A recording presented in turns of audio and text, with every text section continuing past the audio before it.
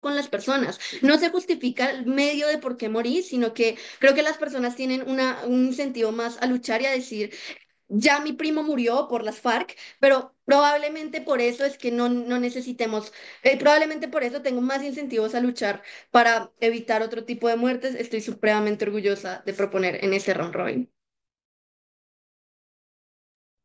Muchas gracias por esa intervención.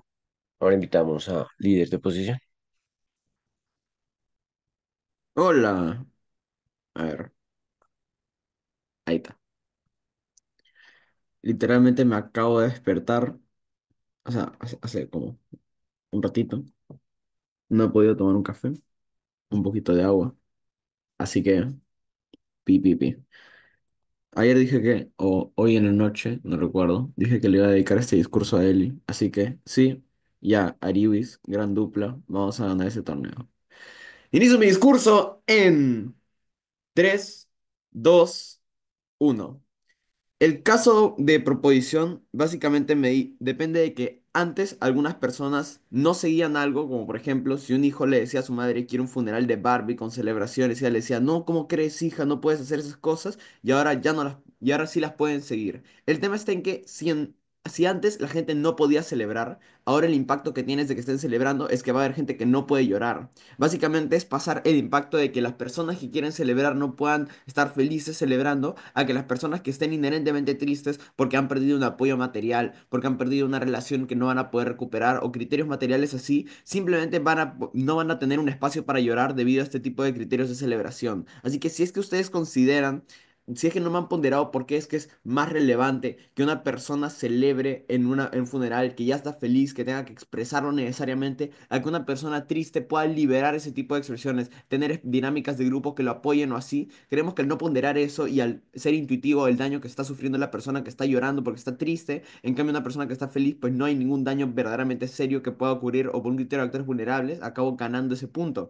Pero aparte de eso, ya trayendo mi caso, creemos que la precondición para que se valore la vida de las personas es el miedo que se ejerce a la muerte. ¿Cómo funciona el miedo? Básicamente se ve como, uno, mecanismos para tratar de evitar situaciones indeseables. Nuestro cuerpo funciona en mecanismos de supervivencia. Esos mecanismos solo se activan con el miedo de las personas. Dos, mecanismos para crear narrativas sociales. Narrativas como la vida es lo más valioso que tengo, la muerte es completamente indeseable o así. Cuida tu vida sobre la mayoría de cosas. 3. Mecanismos de presión social. Invita a mejorar los sistemas de salud en el mundo. La salud es la precondición de la vida. Y 2. Refuerzan seguridad social. No asesinatos. Se crean penas para las personas para que las personas vayan a la cárcel por asesinatos. Se limitan penas de muerte, cosas así. Voy a explicarlo en un toque. Pero, ¿por qué creemos que solo hay miedo en proposición?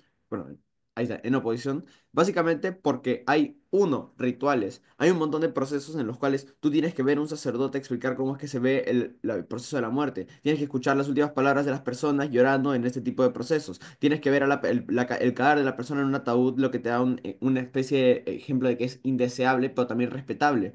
Dos, el tema del recuerdo. Generas dinámicas de recuerdo en las cuales, por ejemplo, tienes una misa una vez al año, tienes reuniones para hablar de tal familiar, tienes fotos y ves álbumes, y eso genera un recuerdo que acaba afianzando esa creencia de miedo. Tres, narrativas de indeseabilidad, todo lo que estábamos explicando antes, y que hay narrativas que promueven o que no promueven este tipo de cosas y que acaban afianzándolas. Entonces, creemos de que justamente en el mundo de proposición hay un montón de impactos negativos. El primero, creemos que se debilitan esfuerzos por cuidar salud. ¿Cómo funciona el status quo de los sistemas médicos? La muerte es absolutamente indeseable, así que se lucha hasta el último momento para mantener viva a la persona. Esto se ve en la materialidad como mayor atención en casos terminales o cerca a ser terminales, disposiciones de dar medicinas hasta el final, dar tratamientos experimentales con tal de tratar de salvar a esa persona.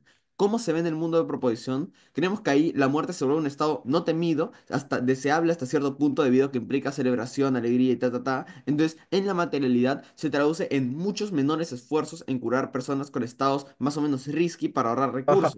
Menos interés de las personas en presionar en un momento, en presionar a los médicos para que hagan un esfuerzo sistemático para salvar a una persona, sino preparar el ataúd y la fiesta. Creemos que esto trae intuitivamente impactos que es que hace más probable morir, porque muchas personas que antes probablemente a través de medicinas, a través de tratamientos experimentales o presionar a un médico para que sí se esfuerce, hubieran sobrevivido, en la actualidad no van a sobrevivir, sino que van a morir. Y creemos que ese margen de personas que van a acabar muriendo es completamente indeseable, pero voy a seguir profundizando en mi caso de cómo es que acaba promoviéndose aún más la muerte, que es básicamente Segunda línea argumentativa, promueve actitudes o estilos de vida risky.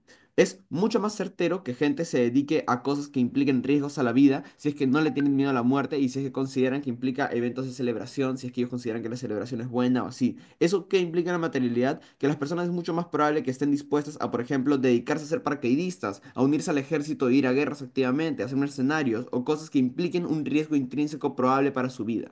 Creemos que eso acaba siendo mucho más promovido debido a que estas actividades liberan un montón de adrenalina, pueden parecer muy emocionantes y cuando ya no tienes el bloqueo del miedo es que es mucho más probable que acabes cayendo en ese tipo de dinámicas. Eso solamente acertera de que vayas a seguir estilos de vida que puedan, que es muy probable que te dirijan a una muerte, por ejemplo, si es que no sabes tu mochila, fuiste, si es que estás en el ejército, te cae una bala, fuiste. Y creemos que eso solamente afianza las explicaciones de que se promueven cosas que te acaban generando muerte prematura. Ahora sí acepto el pollo de baja.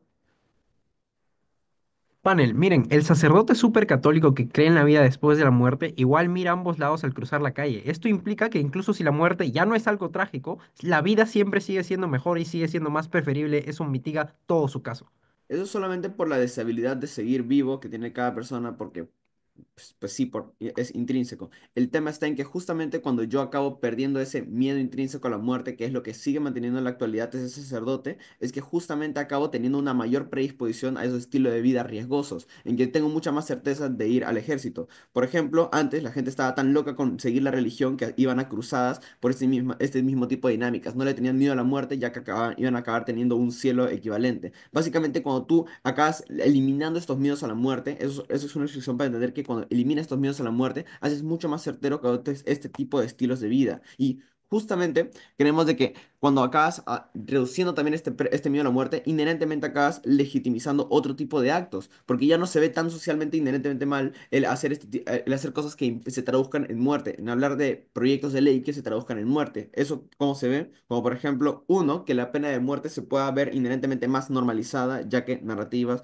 ya que hay mayor aceptación social, ya que la muerte no es tan inherentemente mala ni tan rechazada por las personas. Dos, que promueva impunidad. Ya no va a haber un interés tan masivo de la gente en investigar crímenes violentos, de que vaya a decir, oye, él ha sido un asesino, entonces hay que full investigarlo, o cuáles han sido las razones de muerte de esta persona, sino que el enfoque va a traducirse más en, hey, hay que celebrar esto en vez de seguir pensando en las cosas tristes que han ocurrido, las razones de su muerte o así. Creemos que eso inherentemente es malo, ya que genera mucha más tanto legitimización de los homicidios por ser algo un poco bueno, ya que genera una celebración, como per se lo que lo hace como no tan moralmente repudiable, pero aparte de eso les genera un criterio de impunidad, y es mucho más probable que esas personas no vayan a ver un esfuerzo sistemático por buscarlas, de atacarlas o de darles una ley, eso inherentemente es malo, ya que hace que personas que pueden matar gente vayan a seguir libres, y creemos que con todas estas explicaciones se entiende que la muerte es mucho más probable, todo para entender por qué es que la muerte es mala, es porque uno, la vida es la precondición de la agencia para hacer algo, dos, es absolutamente irreversible, no hay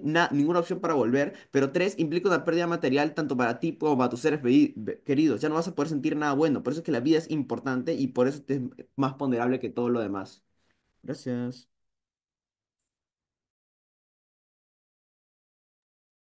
Muchas gracias por esa intervención. Ahora invitamos a la persona viceprimer ministro. Hola, yo doy los poderes de información, por favor, no abran su micrófono. Pues información.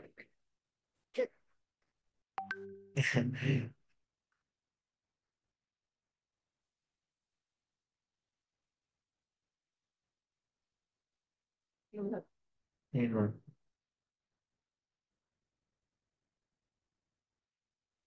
Voy a ganar este debate de forma inequívoca al explicar que la construcción de memoria y el proceso de cómo morimos y cómo percibimos la muerte es mucho mejor de ese lado de gobiernos que en el lado de oposiciones. Pero antes de hablar de esto, quiero hacer unas refutaciones muy sencillas del caso de primera oposición.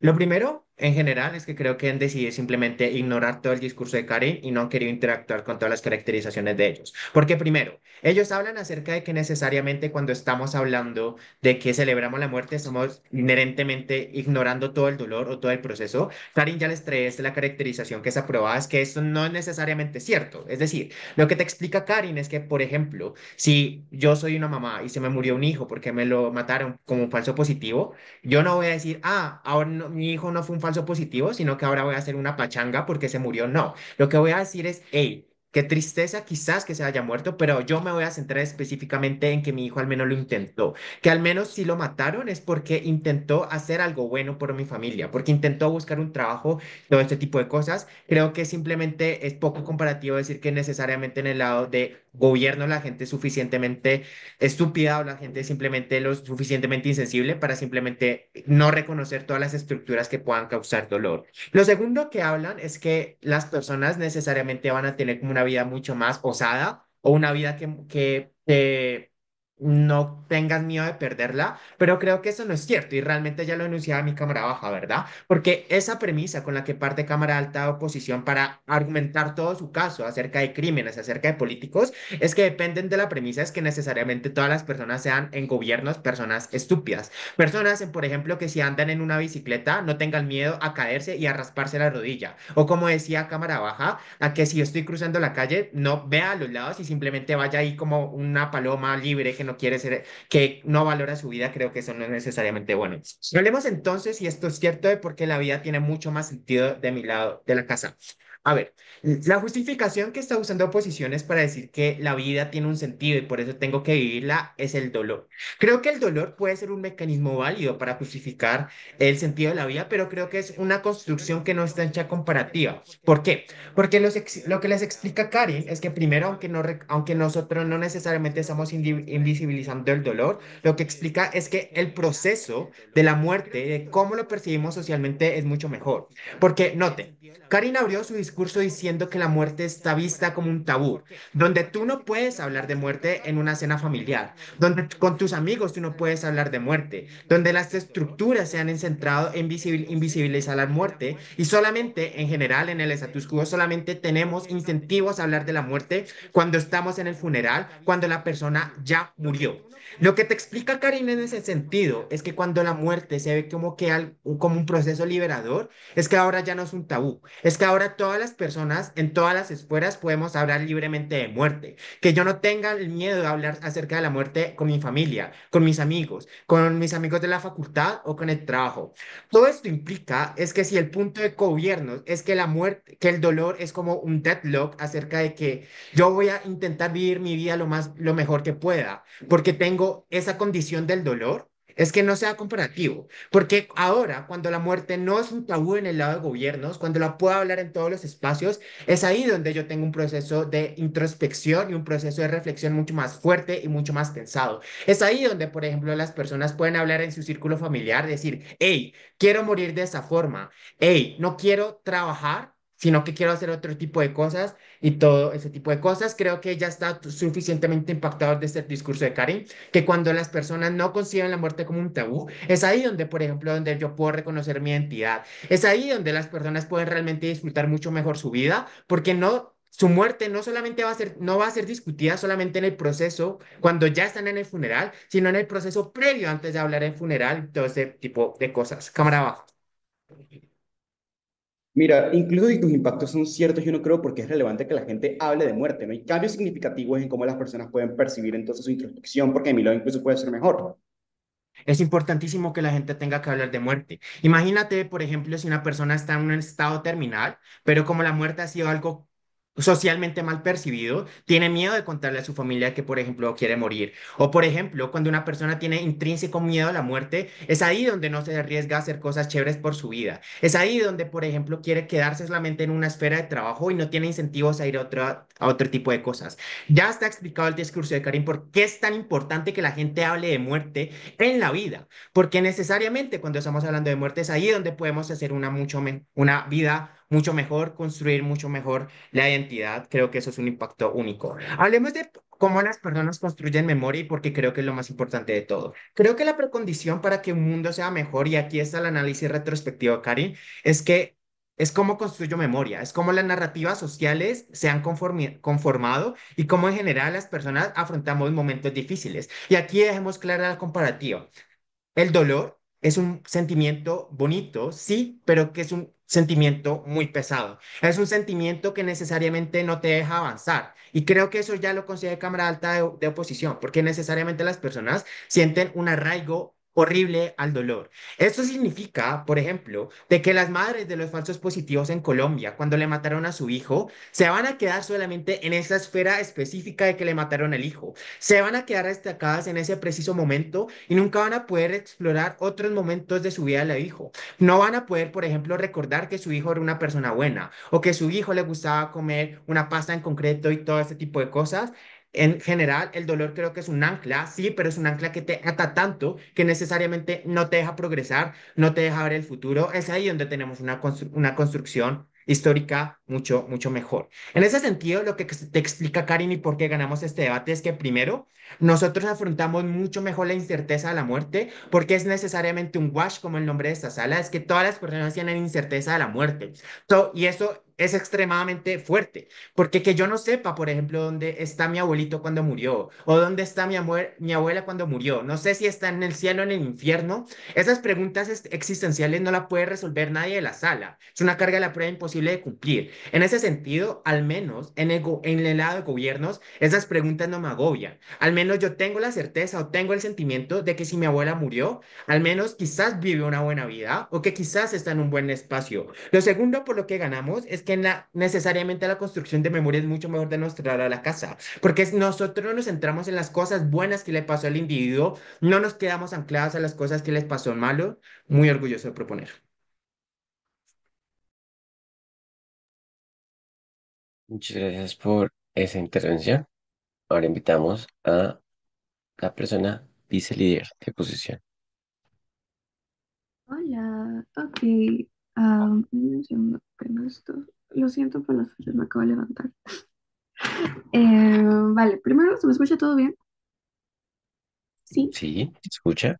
gracias, digo. Ok.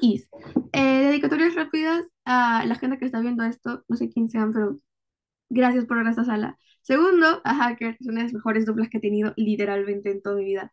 Y tercero, a la gente con la que está en esta sala, a Kao, a Luis. Ya. So, inicio este discurso en 3, 2, 1. Vamos a lidiar con alta de gobierno porque creo que hay varias falencias en su discurso. Lo primero que mencionan es algo referente a que las personas quieren morir en un ataúd de Barbie por deseos personales. Creo que esto, uno, es simétrico porque cuando las personas están en el lecho de muerte, lo que hacen es decirle a sus familiares, mira, yo me quiero morir así, me quiero morir así, me quiero morir así. Porque precisamente lo que hacen las personas cuando están en lechos de muerte o cuando están a punto de arriesgarse a morir es tomar todos los deseos que tienen. Por eso existen los testamentos para que precisamente las personas expresen todos los deseos que tienen frente a cierto tipo de grupos sociales, precisamente para que puedan morir dependiendo de las formas que ellos quieran, pero segundo es por la interpretación que tiene la familia referente a cómo eran sus hijos. Creo que probablemente si una madre sabe que su hijo es extrovertido, sabe que es una madre, su hijo es tal, probablemente tenga recuerdos de eso, no es que precisamente haga cosas que sean completamente al gusto de las personas, creo que entonces el punto de altas no tiene sentido. Pero lo segundo es que no entiendo por qué las personas desean esto, ¿sabes? Porque hay una explicación muy fuerte de por qué las personas de alguna u otra forma terminarían como que generando ese tipo de gustos, pero no entiendo por qué la mayoría de personas lo haría. Creo que para esto hay dos males importantes. Uno, porque no son por niveles grandes de personas. Estamos hablando de que es un grupo reducido de personas. Lo que tuvo que haber hecho Alta Gobierno es responderme por qué este grupo pequeño de personas es lo más importante dentro del debate. Creo que si le pregunto a la mayoría de personas que están viendo esto cómo prefieren morir, simplemente dicen, pues prefiero morir con toda mi familia y con todas las personas que he querido y no lo sé, con mi mejor amiga al costado, ¿sabes? Entonces creo que los deseos de las personas varían, pero creo que de alguna u otra forma existen mecanismos importantes para poder entender cómo es que las personas quieren morir en un conjunto, por lo tanto ponderamos lo cuantitativo sobre lo cualitativo. Lo segundo que no entiendo es medianamente por qué es que las personas no terminarían precisamente recordando a las personas que quieren mediante a recuerdos bonitos o cosas así. Creo que por eso hay dos análisis importantes. El primero de ellos es mediante cómo las personas recuerdan a las personas que quieren. Y noten, aquí entra el mecanismo del miedo y acá empieza a ponderar un poquito el caso de alta oposición. El miedo es la precondición para que las personas puedan empezar a valorar la vida de las personas, para que valoren las personas en sí mismos y segundo para que, ay, me estoy llamando. Y segundo para que precisamente puedan valorar todo lo que se le ocurre de manera constante, ¿sabes? Pero lo tercero que creo es precisamente que las personas en la mayoría de los casos lo que hacen es recordar a las personas como lo más bonito que tenían, porque precisamente lograron es quedar con el mejor recuerdo que tienen de ellas. Lo tercero es que precisamente las reparaciones que tienen es a dos niveles importantes. No es que las personas no tengan ningún tipo de interés en recuperar o, por ejemplo, reparar a las personas. Creo que hay dos niveles de reparación importantes. Uno, a niveles judiciales. Cuando yo siento dolor porque tengo la pérdida de un hijo, lo que hago es reparar a las personas a niveles judiciales, porque trato de buscar a las personas que realmente han dañado la vida de mis hijos, si es que fue por un asesinato, si es que fue por un acto terrorista o fue por una negligencia por parte del sistema de salud. Esto genera dos cosas en la mayoría de casos. La primera de ellas es precisamente que el dolor que mueve a las personas hace que la mayoría de casos se recuperen de manera constante y de manera fluida. Lo tercero que hace es que precisamente se recuperen los daños que han ocurrido en la mayoría de casos, y lo cuarto que hace es que precisamente terminen como que terminen precisamente conmemorando la muerte de las personas de la forma correcta, porque lo que hace la mayoría de personas es tratar de buscar ese tipo de cosas de manera constante.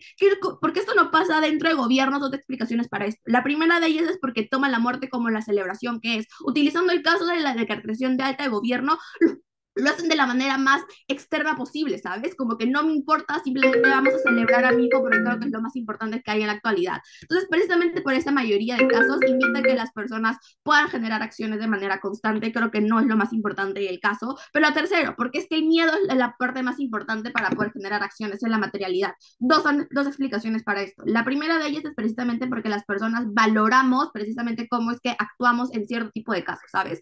Hay dos explicaciones para esto. La muerte es la precondición para que las personas puedan actuar de forma correcta y constante por dos explicaciones importantes. Uno, el miedo es lo que mueve a las personas a precisamente poder tomar acciones que sean totalmente constantes a la mayoría de acciones que tienen. Esto implica dos cosas. La primera de ellas es tomar decisiones conscientes a niveles abstractos. Por eso es que precisamente Hatter ponderaba que es legítimo actuar de manera correcta sobre otro tipo de cosas, porque lo que se trata de valorar en la mayoría de casos es precisamente que las personas tomen decisiones consensuadas a base del miedo que tienen sobre otro tipo de acciones. Pero lo segundo es que precisamente el miedo lo que hace es generar presión para cierto tipo de sistemas. Note que en la mayoría de países, sistemas como los de salud, sistemas como los judiciales, se mueven a través del valor que tenemos sobre las vidas. Por eso es que se crea la ONU, por eso es que se crean los derechos humanos, porque tenemos valoración sobre la vida. Cuando el miedo es la precondición para empezar a valorar la salud o la vida humana, hacemos que el miedo sea precisamente el motor que impulsa constantemente los cambios reformistas a favor de la vida de las personas. Por eso es que en la actualidad no se valora la eutanasia, por eso es que en la actualidad los sistemas de salud tratan de luchar constantemente por la vida de las personas constantemente.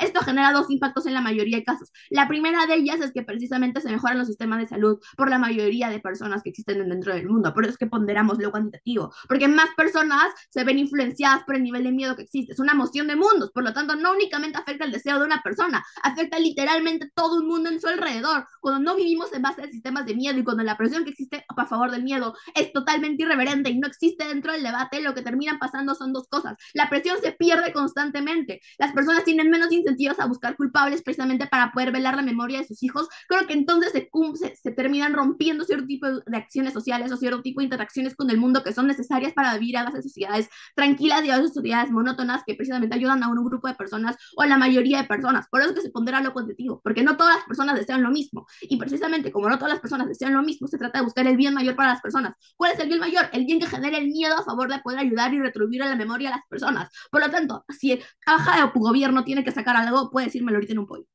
3, 2, 1. Genial, no engage. Lo tercero que voy a hacer es tratar de quemar la mayoría de casos que vaya a sacar la baja, así es que no sé qué voy a sacar, pero bueno. Hay tres niveles por los cuales alta oposición gana este debate. Uno, porque tratamos de recuperar la vida de las personas de la forma más correcta. Todo análisis que traiga baja oposición van a ser derivativos de esto, porque ya hemos explicado, uno, de manera correcta cómo es que el miedo funciona de manera constante para poder retribuir o para precisamente poder generar acciones de manera correcta sobre las personas. Tercero, porque es lo segundo, porque es lo más importante dentro del debate. Precisamente como hemos explicado que el miedo es la acción que precisamente hace que la mayoría de personas puedan estar bien, es precisamente por lo que ponderamos, uno, lo cuantitativo, dos, el largo plazo, porque lo que hace es precisamente refonderar y lo que hace es fortalecer sistemas de educación, sistemas judiciales, sistemas de salud. Lo que hace es precisamente generar mayor tipo de beneficios a grupos de personas. Es lo más importante dentro del debate porque cuando hablamos de personas vulnerables que están en el hecho de muerte y no tienen cierto tipo de acciones para generar la materialidad, es que se valora constantemente las acciones que tienen otras precisamente para poder ayudarlas de manera constante. Creo que entonces es lo más importante dentro de la ronda. Lo tercero por lo que ganamos precisamente por los niveles de espacio y vulnerabilidad que existen sobre esos mundos. Nota que cuando estamos en el hecho de muerte las personas no tienen ni otra otra forma hacerlo. Creo que el deseo mayoritario es pasarlo con su familia. Todo lo que ahí me ha ponderado baja alta de gobierno no tiene ningún tipo de sentido. Gana alta de oposición por tres razones importantes. Uno, porque ayudamos a las personas que estén dentro del mundo en su materialidad. Dos, porque solucionamos casos de, por ejemplo, desentendimiento de estados, etcétera. Creo que es lo más importante de la ronda, súper orgullosa de oponer. Gracias. Muchas gracias por esa intervención. Ahora invitamos a miembro de gobierno. Buenas, los boys por vos. Un saludo a la sala. Son increíbles de debatir. Empiezo en 3, 2, 1, va. La alta menciona beneficios, pero no explica por qué realmente las personas van a tener razones para celebrar. Tan solo dice las personas van a celebrar. Creo que eso no es suficiente, porque en oposición existen razones para pensar que la muerte es una tragedia, porque significa la separación con tus seres queridos. En alta de gobierno no hay razones para creer que por qué la muerte es algo que debemos celebrar. Creo que hay un hueco lógico que debemos explicar. Por lo segundo, tan solo está impactado a nivel micro. Voy a poder hablar con mis padres en la celda familiar sobre cómo quiero morir. Creo que alta oposición ya hace un esfuerzo para decir que esto ya ocurre en ambos mundos. Vamos a impactarlo de manera macro para ganar este debate. Primero, vamos a explicar por qué la muerte no es perseguida en sí misma, que es el caso de alta oposición. Creo que Luis te menciona en un punto de información de que la muerte no va a ser perseguida en sí misma. Creo que la muerte trae consigo un sufrimiento corporal muy intenso y no quiero ser explícito acá porque es algo que no quiero hacer, pero reconozcan que la muerte duele de manera corporal. Esto ya hace que las personas no vayan a realizar como actos en vías de perseguir la muerte, porque la muerte no es preferible ante la vida, ¿verdad? Esta moción no es sobre eso. Esta moción se trata de cómo afrontamos la vida o afrontamos la muerte y cómo vemos la vida en su conjunto, ¿verdad? Por lo segundo, creo que la manera de celebrar y la manera de verlo como tragedia no son excluyentes, ¿verdad? Actualmente vemos la concepción de que la muerte es tragedia, pero siguen habiendo pueblos o siguen habiendo comunidades que celebran la muerte, ¿no? Creo que esto, lo más razonable que ocurre en gobiernos es de que la mayoría de personas celebren la muerte, pero también sigue habiendo personas que lo vean como tragedia. Creo también de que falta una explicación para creer que por qué las personas van a celebrar la muerte. Creo que la única explicación razonable es que exista una conexión más profunda con el más allá, ¿no? Eso se ve como, por ejemplo, como convicciones más fuertes. El hecho de reconocer de que la muerte no implica el fin de la vida, sino que da paso a una vida en el más allá, ¿verdad? En oposición existe una duda. Es por eso que las personas ven la muerte como una tragedia. Dudan de si realmente existe un más allá. Dudan de si realmente van a volver a ver a los seres queridos. Es por eso que las personas ven a la muerte como tragedia, ¿no? La única explicación para creer que en gobiernos las personas van a poder celebrar la muerte es porque reconocen que existe un más allá y que probablemente van a poder ver a sus seres queridos, ¿no? Creo que esta es la única explicación razonable. Pero ¿cómo se ve la celebración? ¿Crees algo que es muy difuso? Creo que la celebración no implica el hecho de rechazar los sentimientos de las personas, sino el hecho de sentir de manera más intensa, ¿no? Sé como, por ejemplo, el tener espacios para reír en conjunto, para poder llorar en conjunto, para poder celebrar y expresar lo que uno siente de manera más intensa, ¿no? No es como el lado de oposición, donde las personas se comprometen con estar en un ambiente blanco y negro, donde tienen que suprimir sus sentimientos porque cada ruido significa una alteración hacia el código de conducta en un velatorio, ¿no? No puedes realizar ruido porque básicamente es algo incómodo, nadie está haciendo ruido, no puedes hacerlo. Entonces, la celebración se ve como algo más intenso, como sentir lo que debes sentir. Vamos a explicar dos cosas en este discurso. La primera es por qué la vida en conjunto de las personas se ve mejor y la segunda es por qué las personas afrontan mejor la muerte. Primero, ¿por qué creemos que la vida en conjunto va a ser mejor? Creo que bajo el análisis que te he hecho sobre por qué la única explicación para unir la muerte con la celebración es de que las personas creen más fervientemente en el más allá, es algo que genera intrínsecamente esperanza en las personas, ¿no? Eso se ve como, por ejemplo, cuando una persona está pasando por los momentos más duros, es reconocer que esto es algo que forma parte de la infinitud de su vida, ¿no? Creo que la esperanza que te puede brindar el hecho de reconocer que la muerte no es el fin de tu vida, sino que es un paso más allá de una vida infinita que probablemente puedas tener, es una esperanza que es sumamente intensa, ¿verdad? Porque nota, el hecho de reconocer que la vida que existe un más allá implica una reconfiguración de cómo concibo la vida. Es algo sumamente intenso, ¿verdad?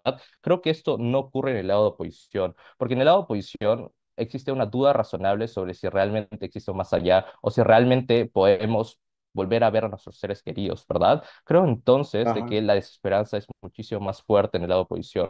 Lo puedo ver como, por ejemplo, las personas preguntándose por qué vale la pena vivir si al final me voy a terminar muriendo, ¿no? Si lo que me persigue después de mi vida es una tragedia, ¿por qué voy a seguir viviendo, verdad? Creo entonces de que cuando tú reconoces que la vida es algo que no, la muerte no es algo que es trágico, sino es algo de lo que implica una celebración, implica entonces que las personas tienen muchísima más esperanza, ¿verdad? ¿Cómo se ve esto? Eso se ve como, por ejemplo, las personas el dolor de la vida no terminando siendo tan intenso, ¿verdad? Porque no es como un dolor de tu vida finita, sino es como un dolor de una vida infinita, ¿no? Entonces reconoces de que es un momento pequeño en un largo periodo de tiempo. En el lado de oposición es más intenso porque es un dolor en un periodo más corto de tiempo. Creo que el dolor es más fuerte en el lado de oposición.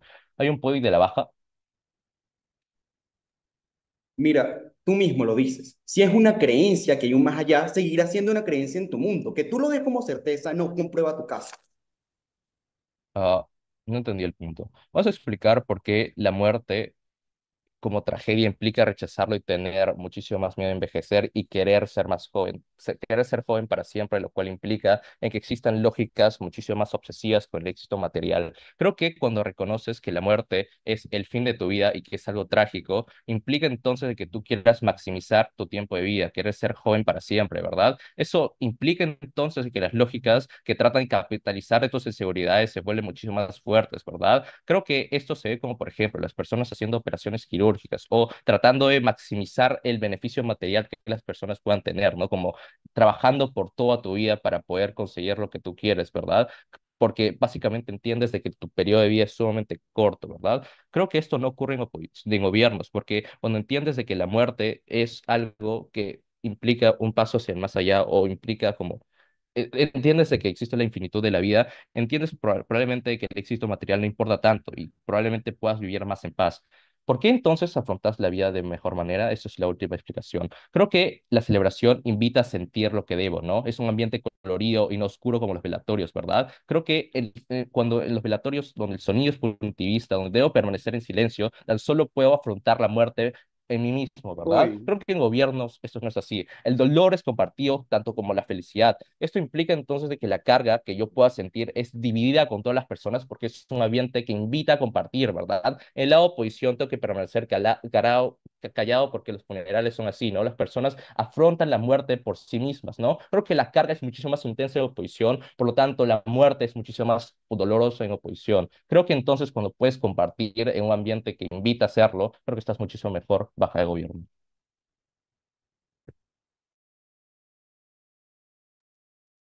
Thank you. Estaba hablando en inglés porque estaba jugando en internet ayer, en inglés, perdón. Gracias por esa intervención. Ahora invitamos a miembro de oposición.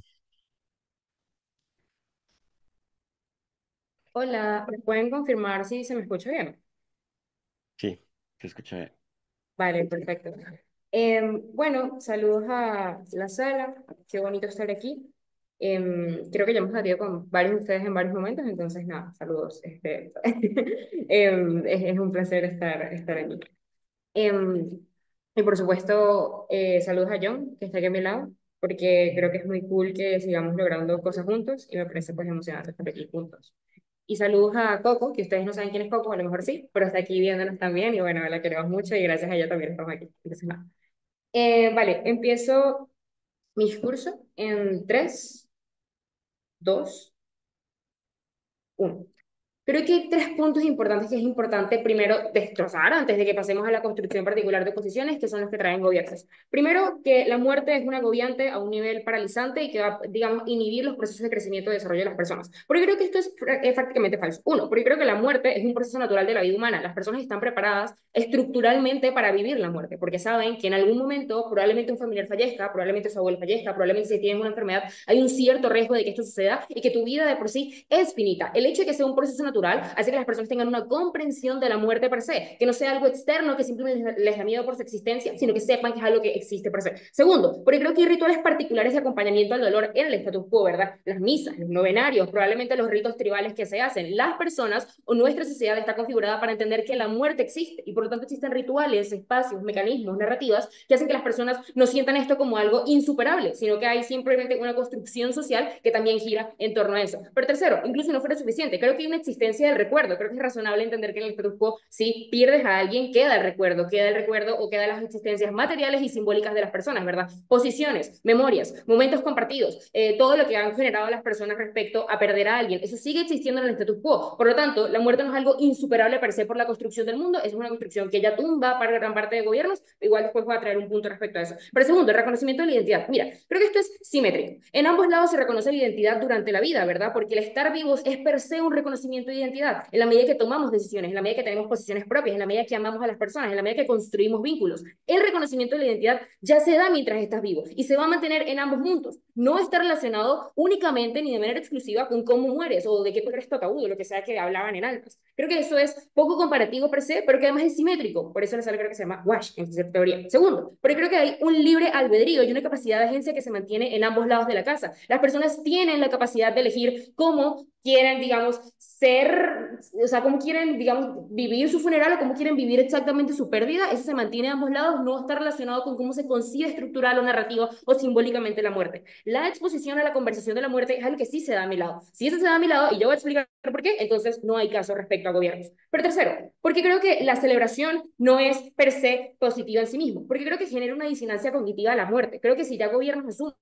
que la muerte genera pérdida, genera dolor, hay una disonancia cognitiva que se mantiene en ambos lados de la casa. Si esta disonancia cognitiva se mantiene, no entiendo cómo la celebración va a poder atacar la disonancia cognitiva, no entiendo cómo la celebración va a poder, digamos, tratar con esto en particular, no entiendo cómo la celebración va a generar mecanismos psicológicos para que cuando se muere, por ejemplo, un familiar mío, un amigo no venga y me diga, epa, todo va a estar bien, sino que prefiera por lo menos sentarse y poder construir un vínculo conmigo en función de la pérdida, hacerme sentir mejor, vamos con la construcción en función de eso. Mira, creo que encuadre importante. En mi mundo, la gente vive la tragedia, ¿verdad? Y creo que como todos asumen el debate, la tragedia implica cosas muy puntuales en la ronda. Nostalgia, sufrimiento, costos emocionales, probablemente implica trauma, porque, ¿verdad? Creo que la muerte implica pérdida, ausencia, cuestiones que nos generan dolor. Creo que esto no es malo per se, porque de mi mundo se va a dar una resignificación del dolor. Vamos con la construcción de mis líneas argumentativas. Uno, creo que la tragedia como proceso de crecimiento personal es algo exclusivo de mi lado de la casa. El proceso de sufrimiento implica mecanismos puntuales velocísimos para mi mundo. Uno, porque creo que somete a las personas a procesos de resiliencia. Tienes que atravesar un dolor muy fuerte, la ausencia de alguien que amas. Las personas tienen que pasar por esta pérdida inherente. Creo que eso hace que razonablemente tengan una valoración del sufrimiento, que pasen por procesos respecto a el dolor o que pasen por procesos respecto a la pérdida, ¿verdad? Lo que hace que tengan que atravesar procesos para poder ser mejores o para poder salir de eso o para poder llegar a otro punto en su vida y no se queden en ese sufrimiento, porque probablemente las personas tienen incentivos a no quedarse en el sufrimiento, ¿verdad? Porque a lo mejor tienen uno, responsabilidades, dos, compromisos, tercero, una vida que vivir que no depende solo de la pérdida de alguien en particular. Pero segundo, por procesos introspectivos, creo que la introspección es algo que se da solo de mi lado, porque hay reflexiones respecto al dolor, respecto a la identidad, respecto a quién era yo antes que esa persona muriera, o quién era yo, o quién era nuestra sociedad antes de que estas personas murieran. Creo que la introspección se da de mi lado de manera muchísimo mejor, porque el proceso del dolor hace que las personas quieran someterse a un proceso de entenderse a sí mismas para poder salir de ahí, para poder entender lo que están sintiendo en la particularidad. Tercero, porque creo que de mi lado entonces hay una preparación psicológica y material precisamente para poder atravesar los procesos del dolor en particular. Pero cuarto, incluso si nada de eso fuera suficiente, que creo que lo es, creo que hay una resignificación del vínculo, porque hay procesos de análisis respecto a la pérdida, porque las personas dicen, oye, ¿qué significaba esta persona? O las sociedades dicen, oye, ¿qué significaba este colectivo? ¿Por qué este colectivo sufrió lo que sufrió? ¿Por qué el colectivo permitimos que le sucediera esto en particular? Pero quinto, si no fuera suficiente, exposición al proceso del dolor porque entiendes la muerte. En alta de gobierno no se explica cómo es que las personas van a hablar de muerte per se. Creo que si la celebras, más bien hay desincentivos a hablar de la muerte, porque bueno, resulta que esto no es tan importante per se, ¿verdad? Creo que de mi lado de la casa, la exposición al dolor, la exposición a la conversación sobre el dolor y sobre la muerte es muchísimo más probable, porque hay mecanismos para poder hablar activamente de la muerte. Eso hace que se caiga gran parte de gobiernos, pero que también que se den impactos particulares de mi lado, impactos individuales, vamos con colectivos luego. Individuales. Uno, creo que hay desarrollo personal. Creo que las personas tienen ahora más herramientas emocionales para poder atender las cosas difíciles de su vida, ¿verdad? Segundo, creo que hay una capacidad mayor de resistencia al trauma y precisamente a las dificultades, lo cual es importantísimo porque creo que vivimos en un mundo que constantemente revictimiza a las personas, que constantemente hace que las personas sufran por cuestiones políticas, sentimentales, económicas, materiales, etcétera, etcétera. Tercero, porque creo que se generan herramientas emocionales para la dificultad, mayor tolerancia, mayor comprensión, mayor apoyo en general. Eso a nivel colectivo creo que se da de varias maneras. Uno, como el fortalecimiento de las redes de apoyo, como las personas se tratan mejor entre sí mismas, se comprenden mejor en los procesos de pérdida colectivos, se comprenden mejor en los procesos de pérdida individualizados. Segundo, como una mayor cohesión social, porque ahora cuando hay sufrimiento colectivo, porque ahora cuando las personas se ven muchísimo peor en la materialidad, ahora tienen más herramientas para comprenderse, porque ya de por sí están siendo configurados narrativamente para poder entenderse entre sí. Tercero, porque hay mayores mecanismos estructurales para lidiar con la pérdida y con el dolor. Si esto no fuera suficiente, vamos con una segunda línea en función de esto. Creo que de mi lado hay una evitación sistemática de las narrativas estructurales respecto a la muerte. Primero, porque hay una punitivización de los espacios o actos que incentivan la muerte. Hay desincentivos materiales a la guerra, a las drogas, a la industria armamentística, a cuestiones que generan muerte per se, que generan este dolor en particular. Segundo, creo que hay incentivos entonces a cuestiones también simbólicas, ¿verdad? Como a las narrativas de cuidado personal, a las narrativas del cuidado de la vida, a las narrativas del cuidado de nuestra existencia y de la supervivencia en líneas generales. Tercero, porque creo que hay una culturización asumida para atacar la muerte y promover su superación, ¿verdad? Esto se ve como, por ejemplo, el Estado protegiendo más a las personas que han perdido sistemáticamente, protegiendo mayormente la memoria histórica. Se ve, por ejemplo, como los sistemas educativos dando formación en particular respecto a cómo superar esta clase de cosas que son tan normales en nuestra vida, porque como ya expliqué, son parte del status quo, pero que esto genera impactos particulares. Uno, que hay desincentivos a la violencia estructural, que hay desincentivos al dolor, hay incentivos a las cosas que nos hacen mal como sociedad. Segundo, que hay un Estado con mayores mecanismos paternalistas de cuidar a las personas, incluso en estos momentos de sufrimiento, en estos momentos de luto, en estos momentos de dolor. Tercero, porque creo que hay un mantenimiento psicológico sano de los vínculos, en particular de lo que se pierde, porque las personas tienen más herramientas para tener entonces unos mejores mecanismos de mantenimiento en particular. Creo que es claro porque ganamos, hay refutaciones durante a todos los casos de gobiernos y una extensión mucho mejor explicada. Gracias. Muchas gracias por esa intervención. Ahora invitamos al látigo de gobierno.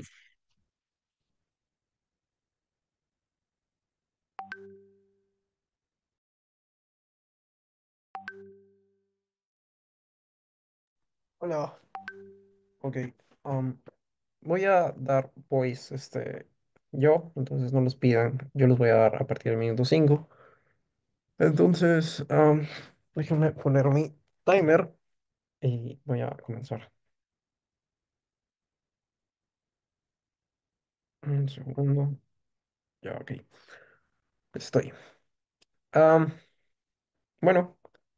No quería decir que también los quiero mucho a todos, porque conozco a la mayoría. Creo que a baja opción los conozco personalmente, pero sí los he enfrentado, son muy buenos. Y a las otras dos, a las altas, sí los conozco y los admiro y aprecio muchísimo. Te quiero mucho, Karin y Juan. Entonces, voy a comenzar en 3, 2, 1. Va. Lo que voy a hacer en el látigo es estructurar las refutaciones a ambas oposiciones y luego voy a explicitar la diferenciación con alta. Voy a dar ponderaciones finales de por qué claramente baja gobierno gana el debate. Creo que primero, ambas bancadas de oposición hacen es de defender un mundo donde hay súper temor de las personas, donde el hecho más inevitable de la vida, o sea, morir, sigue siendo un enemigo invisible que condena a las personas a vivir evitando la conversación y este tipo de cosas. Sobre el framing del dolor, la celebración y la verdad, este tipo de cosas. Lo que hace oposición es plantear que el dolor es inevitable y es valioso. Creo que el gobierno no niega este tipo de cosas. Lo que hace baja de gobierno es canalizarlo, no suprimirlo. De alta de gobierno se plantea que la diferencia, de hablar de la muerte reduce el miedo a este tipo de cosas. Creo que el único impacto más relevante que tienen, que ni siquiera llega a ser tan relevante dentro del debate cuando en bajas hay impactos mucho más macro, es que las personas ahora tienen menos tabúes para conversar de esto en vida y creo que esto desbloquea más bienestar de alguna u otra forma. Creo que esto queda muy ambiguo porque es un impacto muy marginal y muy pequeño. Creo que incluso si es certero, no le da mucha relevancia dentro del debate. Pero, ¿por qué nuestras comparativas son estructuralmente superiores? Voy a empezar con la diferenciación con alta. Creo que, uno, alta gobierno nos habla que las personas vienen con miedo y si se habla de la muerte. Creo que esto reduce dos cosas. Uno es un caso micro centrado en individuos muy aislados. Creo que nosotros, a diferencia, sí explicamos un cambio cultural mucho más macro. Nota que cuando Cao te explica cómo se reconstruyen los rituales sociales, las prácticas intergeneracionales, la forma en que las personas conciben su vida y cómo se conciben dentro de la sociedad, cómo conciben su funcionalidad, la distribución de su tiempo, el esfuerzo que le dan a perpetuar su vida y a volverse inmortales incluso simbólicamente. Creo que si ambas oposiciones me conceden de que en todo el debate las personas saben y tienen la certeza que eventualmente van a morir, solamente cuando existe esta aversión a la muerte, este miedo a la muerte, las personas tratan de huir de esta muerte de forma simbólica también. Esto desbloquea lo que te dice Cao, que básicamente las personas en un mundo súper capitalista, con narrativas súper individualistas y narcisistas, las personas buscan dejar una trascendencia que les dé inmortalidad simbólica. Esto implica que las personas consumen toda su vida súper produciendo, súper trabajando, haciendo este tipo de cosas que bloquean bloquean significativamente espacios y tiempos para que las personas disfruten su vida. Un mundo de gobierno con la gráfica que te concede Cao es un mundo donde las personas disfrutan más de su vida, donde la resignificación de todo su sufrimiento y de todo el tiempo libre de sus relaciones sociales es muchísimo mejor. Creo que en nuestro caso tiene precedencia lógica también sobre alta de gobierno, porque sin la reconceptualización cultural que trae Cao, sus impactos no se sostienen. No existe una conversación libre sobre la muerte sin una norma cultural que deje de verla en primer lugar como tabú, sin una norma cultural que reconfigure todos los valores sociales de las personas. Creemos que también ganamos incluso si alta de gobierno tiene un impacto marginal muy chiquito. Vamos a ir contra alta oposición. Vamos a voltear los tres puntos claves que traen. Lo que dice alta oposición, y yo ya refuto con el POI, es que básicamente las personas ahora tienen menos incentivos para protegerse de la muerte. Esto, uno, depende estructuralmente de que las personas solo estén vivas porque tienen miedo a morir. Esto es completamente falso. Las personas tienen mil motivos para seguir vivos, tienen mil motivos para valorar su vida, tienen sueños, tienen amistades, tienen amor, tienen mil cosas. El caso de alta oposición depende de que sin el miedo a la muerte las personas ya no tienen incentivos para seguir vivos. Esto es estructuralmente falsísimo y destruye todo su caso. Pero creo que segundo, celebrar la muerte no es celebrar la forma de morir, es resignificar el final inevitable que tiene la vida, ¿verdad? Creo que lo que hace Cao es proveer una narrativa donde se honra todavía más a los muertos, lo que hace aún más relevante castigar a quienes rompen este ciclo todavía, ¿verdad? Creo que la muerte vista como algo natural nunca va a ser algo preferible. Nota que incluso si en gobiernos la muerte es vista como algo bueno o algo como finalmente inevitable y por tanto con la creencia que te cae, con la gráfica que te trae Cao respecto a que esto probablemente esté vinculado a creencias sobre una vida post-mortem, una vida después de la muerte en donde las personas finalmente alcanzan la paz. Esto no implica necesariamente que la gente prefiera la muerte a la vida, si no habrían suicidios masivos, si no la gente se mataría y no seguiría vivo. Las personas que más creen en este tipo de cosas son las que más valoran la vida. La Iglesia Católica, que fomenta el crecimiento, la creencia estructural de que hay una vida después de la muerte, de que existe un Dios, es la que más valora y protege la vida como eje estructural de sus creencias, ¿verdad? Las personas tienen mil motivos para vivir, pero si esto no es suficiente, hay narrativas culturales muy fuertes para que las personas vivan y valoren la vida. Es falso de que van a haber desincentivos para culpar a este tipo de cosas.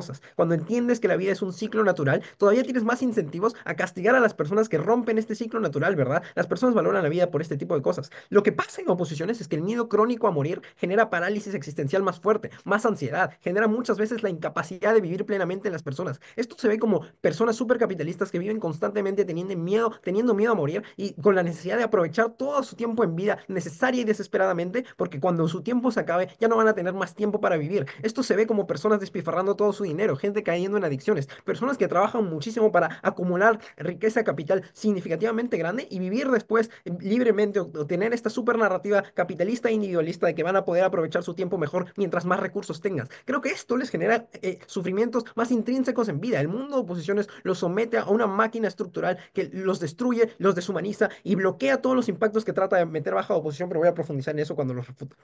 Creo que nosotros te explicamos que cuando liberas a las personas del peso del miedo, les das más espacio para desear, para construir, para amar sin esta amenaza constante de tenerle miedo a la muerte, ¿verdad? Vamos a ir con baja oposición y cómo su caso es estructuralmente débil. Creo que primero respecto a la disonancia cognitiva.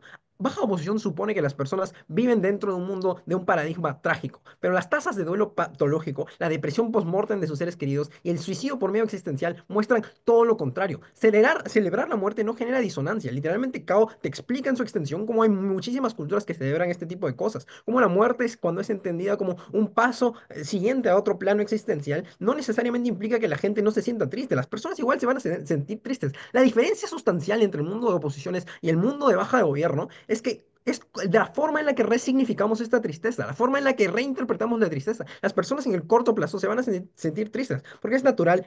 Antes de seguir, dame voy a baja. Creo que si las personas tienen miedo a morir, como explicas tú, van a valorar tanto la vida como para no sacrificarla en las lógicas capitalistas y despilfarro que te explicas, es poco comparativo tu caso. Acabo, literalmente la extensión de Cao es como las personas valoran su vida en el tiempo que la tienen, pero cuando tienes esta super condición de que ya no vas a vivir más después de tu muerte, buscas aprovecharla según las lógicas que existen y que son ponderantes en el mundo y en la sociedad en la que vives. Estas lógicas son lógicas de acumulación, son lógicas de super aprovechamiento del tiempo, de super aprovechar los recursos que tienes y transformarlos en capital económico para que eventualmente puedas disfrutar de este tipo de cosas. Si las personas realmente se dieran como acabas de decir en el POI, lo que pasaría probablemente es que nadie trabajaría, las personas vivirían felices en el campo, dispuestas a sumirse a todos sus placeres. Esto es inconcebible en la materialidad, las personas necesitan recursos para vivir, recursos para disfrutar de este tipo de cosas. Pero voy a seguir refutando baja oposición. Creo que es falso que genere una disonancia cognitiva. ¿Por qué? Las personas sufren, las personas siguen sufriendo. Es natural el mecanismo de creer que cuando te quitan algo que naturalmente quieres, sufres. La reinterpretación y la resignificación de dolor solo se da a nuestro lado. El desbloqueo de todo ese tipo de cosas se da, porque en el mundo de oposiciones este dolor te bloquea tan significativamente que todos los procesos de introspección y de reflexión no pueden darse. Creo que en el debate tenemos, uno, sociedades menos individualistas y menos narcisistas, menos obsesionadas con preservar su imagen, su juventud y su ego. Dos, hay comunidades más solidarias, más interconectadas, pero tres, hay personas más plenas, menos alienadas, más en paz con su ciclo vital y que valoran muchísimo más los momentos con su vida. Creo que indiscutiblemente baja de obviar. Muchas gracias por esa intervención. Ahora invitamos al látigo de oposición. Hello, espero se me escuche bien. Qué lindo estar aquí, qué lindo poder decir que soy un round robin. Así que, nada, éxitos a todos en el torneo. Y hola Camila, ¿cómo estás? ¿Cómo estás? Bien, ¿y tú? Todo chévere. Bien, Todo bien, qué bueno. nada, qué lindo estar con Camila. Mi discurso va a comenzar en 3, 2, 1. Hay dos puntos de extensión que son precondiciones del debate de alta de OP. Primero, reconocemos que realmente las personas del otro lado del gobierno sí pueden sentir cierto sufrimiento. Y aquí viene la construcción. La disonancia cognitiva existente es que yo evidentemente me siento mal por los procesos de nostalgia, yo me siento mal porque esta persona ya no está en mi vida y yo me siento mal por todos estos procesos que ya están construidos. La diferencia entonces está en cómo las personas van a lidiar con eso. Mi alta nunca termina de responder a ese mundo. Quiere responder a un mundo en que las personas simplemente celebran en la muerte, que buscan la muerte. No creo que sea poco comparativo y creo que es un primer punto de extensión. Vale. Pero segundo, noten el compromiso que tenemos con gobiernos respecto a cómo las personas van a resignificar su vida. Porque lo más importante no es el mecanismo estructural gigante macro, porque incluso ya Camila te explica cómo en el macro se ve mejor. Y es la diferencia. Es que no estamos hablando de un mundo de matices en los cuales vemos a la vida como una tragedia o una celebración, sino que en mi mundo las personas lo persiguen mayoritariamente como una tragedia y es por eso que las personas, lo más importante es cómo ellas van a terminar lidiando. Las explicaciones de esto solo vienen a través de Camila. Vamos a responder a los puntos más importantes de gobierno porque no tengan ganas de debate. Primero, noten que el debate de alta de gobierno es marginal y sobre todo es simétrico. Porque yo creo que sí, las personas sí tienen miedo a la muerte y demás, pero no hay ningún tipo de análisis de por qué ahora en su mundo es importante que las personas lleguen a hablar de la muerte activamente. ¿Por qué lo harían? No tengo ni idea, pero incluso si lo hacen, note que es poco exclusivo eso en el debate, porque creo que las personas que te valoran y que están constantemente en tu vida y ven que fallecen, probablemente quieren resignificar igual tu memoria, probablemente quieren todavía que tú te sientas bien y mostrarte como tú eras, mostrar tu identidad y demás. Eso implica entonces que las lógicas de los que ellos dicen que al final pueda tener un funeral mucho más identitario es mentira. Incluso si lo fuera, nota que ya estás muerta, no creo que tengas agencia sobre eso como para que forme parte del debate. Segundo, que las personas tengan capacidad de elección porque ya no están las lógicas de control como son los funerales y más. Panel es simétrico en el mundo que estas lógicas son dogmáticas. Es decir, nosotros perseguimos los funerarios y las religiones en base a que somos católicos, en base a que sí, nacimos y por eso velamos a las personas, hacemos novenarios y demás. Creo que en su mundo se sigue manteniendo eso. Las lógicas de cómo se haga la celebración siguen estando. Las personas siguen atadas a tener que cumplir con esas mismas expectativas lógicas dentro del debate que hacen que lo racional es que las personas al final sigan manteniendo eso. Es decir, incluso el grado marginal de que haya personas que quieran tener un ataúd de Barbie, no pueden tener un ataúd de Barbie porque las personas tienen que seguir bajo las mismas lógicas o son juzgadas y no quieren eso. Dime algo. El desarrollo de la memoria también ocurre de mi lado porque si, por ejemplo, mataron a mi hijo, yo me voy a acordar de eso. Lo que nosotros Creo que estoy de acuerdo explicamos es que contigo. resignificamos el Estoy dolor. de acuerdo contigo, la memoria sí se construye de tu lado, pero ¿en qué lado me deja un aprendizaje a mí? ¿En qué lado lo resignifico más? Los procesos de trauma que te explica Camila, dos puntos aquí. Primero, no son problemáticos, no solo porque ya tenemos mecanismos estructurales en los cuales las personas lidian con la muerte, tenemos redes de apoyo, tenemos novenarios y tenemos formas de esperanza que nos permiten a nosotros, sino que segundo, tenemos un proceso introspectivo mayor, porque si los procesos de trauma son tan vulnerantes como gobiernos dicen, las personas buscan activamente mecanismos para seguir adelante, mecanismos como le pueden ser literalmente ir al psicólogo, ir a la salud mental para yo poder hablar esto, poder hablar con mi familia, poder hablar con un amigo que también se le murió su papá y que razonablemente va a tener mecanismos para poder ayudarme. La diferencia cognitiva es que a medida que yo lo celebro, probablemente se me va a decir, no vale, chilea, murió, ya está muerto, simplemente no te preocupes por eso, intenta resignificarlo. Creo que existe, pero es peor de tu lado en medida que ese mecanismo no te genera un proceso de introspección mayor que te permita aprendizaje y resiliencia. ¿Y por qué este proceso de aprendizaje es importante? Porque si entendemos que en ambos mundos vamos a ser vulnerados en la muerte porque vamos a extrañar a esta persona, creo que de mi lado el proceso en el cual yo aprendo más hace que entonces por lo menos valga la pena. Y miren, Lo que pasa en el mundo de gobiernos, que es intrínsecamente peor, es que cuando yo tengo un proceso de trauma y tengo esa disonancia cognitiva de que sí, me está doliendo, la narrativa es que yo igual, aunque esté dolido, tengo que celebrarla. Aunque yo esté dolido, no me puedo sentir validado con mi contexto porque razonablemente al final voy a tener que ir a esa celebración. Impacta entonces que incluso en mi lado, cuando tenemos este tipo de narrativas, por lo menos mis lógicas y mis sentimientos se ven validados por el contexto y es preferible para yo sentirme mejor en esa materialidad. Y ahora, ¿qué pasa con baja de gobierno? Antes dime tu point. Sí, Cao te acaba de explicar en la extensión como lo más razonable es que esto sea una celebración basada en la nostalgia. No creo que las Estoy de personas acuerdo. O salgan a sea, hacer fiestas por este es que tipo ya de va, cosas. vamos a ser comparativos, estoy de acuerdo, no creo que estoy yéndome a una rumba para celebrar a la persona que murió, pero lo que creo que está pasando es que la celebración no se hace que yo me sienta mal, se hace que yo me tengo que sentir bien, porque si no me siento bien no lo estoy celebrando, sino que estoy simplemente perdiendo el tiempo. Nota que independientemente de cómo hagas la celebración, lo que implica que las personas, aún sintiendo nostalgia, no se sienten validadas, porque al final yo estoy esperando porque las personas me terminen diciendo a mí, coño, ya murió, ya déjalo ir. No quiero eso cuando estoy viendo a alguien morir. No quiero eso cuando estoy pasando un proceso de trauma chimo que va a pasar en ambos lados. Quiero entonces que me valide mi contexto. Quiero entonces mecanismos que esto haga que valga la pena y no simplemente resignificarlo. Porque incluso, si tu debate es que las personas igual a vivir nostalgia van a resignificar, nota que está simetrizando el caso. Está pasando también en mi mundo, pero de mucha mayor manera y de mucho mayor impacto la capacidad que yo termino teniendo para poder aprender de esto, a medida que el trauma, si es tan alarmante como tú decías, lo razonable es pensar que entonces puedo tener eso. Pero ahora, las lógicas capitalistas. Bueno, creo que él depende de que el mundo capitalista acabe, creo que siguen habiendo en su mundo narrativas capitalistas en las cuales la producción van a seguir existiendo. ¿Cómo afecta esto a la muerte del cuadro narrativo? Creo que Camila te lo explica claramente en el Void. Lo racional es pensar que las personas cuando se dan cuenta que su vida es finita, que son procesos naturales en los cuales yo evidentemente en algún momento de pasar, no me voy a entregar al capitalismo que me vulnere, que yo sé que me vulnera. Me voy a entregar al momento que yo pueda disfrutar esta vida. Los procesos de trauma que ahora estoy viviendo también me están enseñando a aprender las cosas que yo tengo que evitar para ser infeliz. Si el mundo es capitalista y me hace infeliz, de mi lado yo no voy a seguir siendo una persona que va a acumular capital. Yo voy a buscar que mi vida valga la pena y resignificarla a través de los procesos y aprendizajes que yo puedo llegar a tener, a través de las experiencias que yo voy a generar y demás. Eso implica que es poco comparativo pensar de su lado que al final las personas de su lado van a tener mejor aprovechamiento del mundo capitalista. No entiendo por qué eso tenía sido comparativo, pero ahora, el proceso de esperanza. Y este es el point que le dice acá y no quiso responder. Bueno, si las personas al tener una mejor conexión tienen mayor esperanza y pueden sentirse mejor por la muerte, creo que es poco certero. Sigue habiendo una creencia de que existe algo más allá de la muerte de su mundo y que esa incerteza sigue existiendo. Es decir, si el mecanismo a través del que quiere llegar que las personas terminan teniendo la posibilidad de que van a sentirse mejor porque van a tener más esperanza, no existe. Porque yo no sigo sabiendo si existe un Dios, yo no sé si voy al cielo, yo no sé si voy al infierno, solo sé que me morí, las personas saben que me morí, entonces tienen que seguir lidiando con los procesos materiales en nuestro status quo. Lo que termina pasando entonces es que ya ganamos este debate, pero por eso pues, vamos a terminar esto. Ahora, ¿por qué ganamos este debate a nivel ponderativo?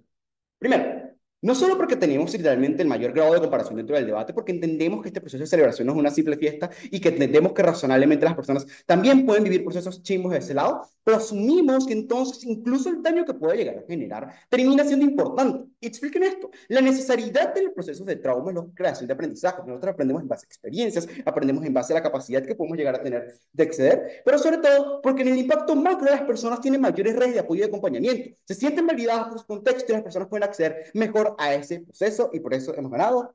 Bye. Bueno, muchas gracias por esa intervención y muchas gracias a todas las personas por el debate. Vamos a ir a la sala de deliberación y regresamos en 15 o 20 minutos. A ver dónde está nuestra sala.